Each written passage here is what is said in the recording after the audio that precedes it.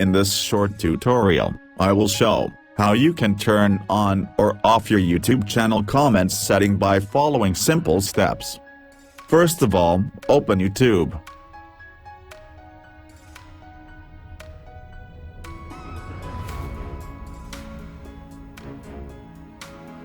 Click on YouTube channel icon on top right corner and select YouTube Studio.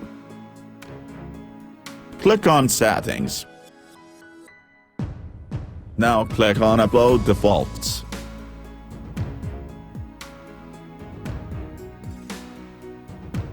Select Advanced Settings option.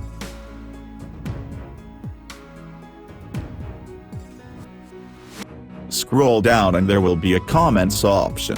By using this Comments option you can turn on or off your YouTube channel comments. You can also select other available options. That's all about it. Hopefully now you can easily manage this option in future. Don't forget to like, share and subscribe our channel for more upcoming updates.